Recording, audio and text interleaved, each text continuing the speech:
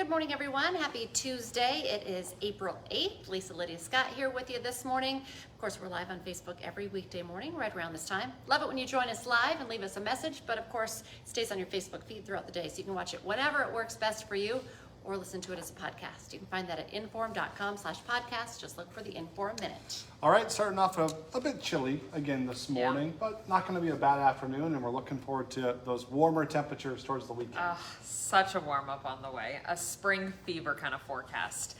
Temps are in the 20s right now, so a little bit on the cool side.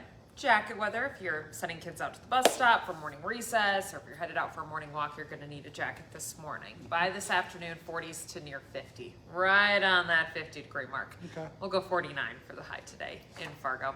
Does come with a touch of wind out of the southeast, about 10 to 15, gusting near 20. I wouldn't really call that a windy day, but I think if you're out and about, you'll notice that breeze. Sure. With the wind and the dry conditions, fire danger is front of mind today, especially in northern Minnesota. Relative humidity in that direction down to about 18%. So if a fire were to start, it could spread quickly and become hard to control. It's not a red flag warning, but there's a special weather statement. So it is kind of a heads up to be very careful with any burning today or in kind of sparky materials.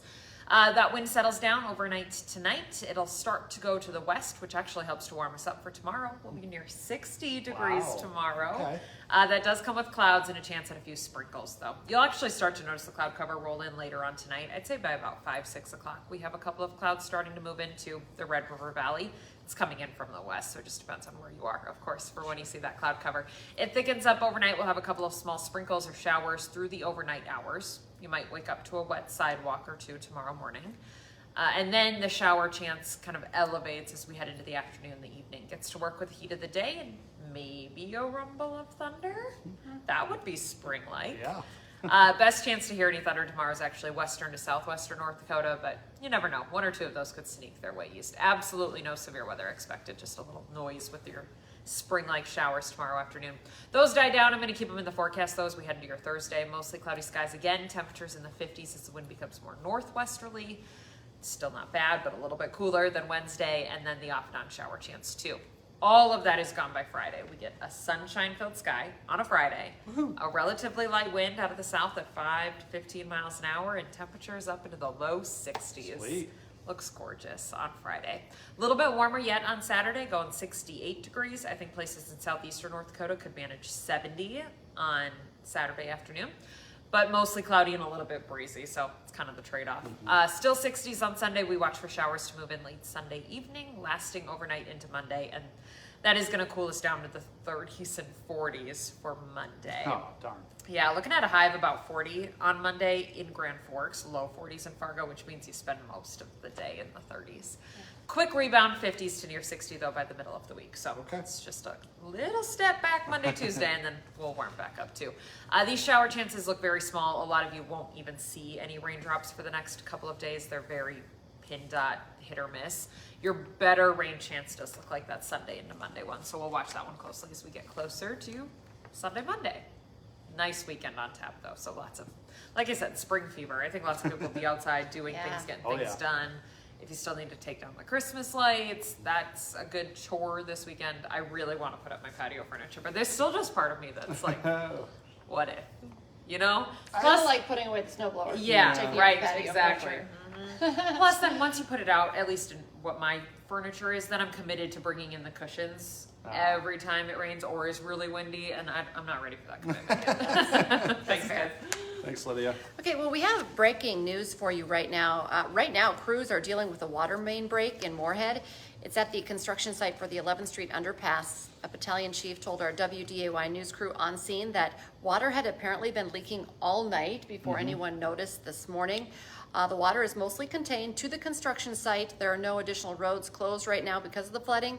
Moorhead Public Service is on scene. They turned off the water. Right now they're investigating what caused this leak. We are also working right now to learn if any businesses or homes will be without water while this issue is resolved. I know you have another update coming up here on TV here in about 10-15 minutes. Video, so if you tune in this morning, you'll see the mess we're talking about. It looks like a lake. It's looks a like lot a of lake. water. It's Yeah. a lot of water, so it's going to probably take a hot second get that cleaned up. For sure. Happening today, a Moorhead man accused of killing his ex-girlfriend is back in court. 18-year-old Isaac Arndt has a motion hearing this afternoon. He's charged with first-degree murder. Police say he admitted to stabbing 14-year-old Jalen Walker, cutting her throat, and then throwing her body in the Red River. That was last August. Arndt is facing life in prison if he's convicted. A driver is expected to survive after a 100-mile chase that started in Canada and ended in the U.S. with that driver being shot by an officer. It started at the U.S.-Canadian border north of Pembina, ended just west of Crookston. We are still working to learn the driver's name, condition, and what charges they'll likely be facing. Today, you have a chance to weigh in on new school boundaries in West Fargo. Under the current proposal on the table, Horace Elementary School's boundaries would be shrinking, while the boundaries for Legacy and Deer Creek Elementaries would be expanded. The district is holding an open house tonight at Heritage Middle School. You can attend if you'd like. It's at 6 o'clock. Both the North Dakota House and Senate have passed bills that would limit or even ban cell phones in schools. Right now, the two sides have to iron out the differences between them. The Senate bill would include all schools in the state, public and private, and would allow students to store their phones in lockers while they're turned off or on silent. The House bill is a ban, bell to bell, and is only for public schools. 3 lawmakers from each chamber will serve on the conference committee to work out the differences. Today on Hot Mic with Dom Izzo, the college basketball season is officially over. How Florida rallied to win a 3rd national title. And speaking of champions, Cam Miller is hoping to take his 2 title rings to the NFL. The former Bison quarterback is in studio today to talk about his chances of being drafted later this month. Hot Mic is live from 9 to 11 on WDAY Extra and on Inforum.com. And now's a great time to get that Inforum.com subscription. It's your all-access pass to all these news, weather, and sports headlines.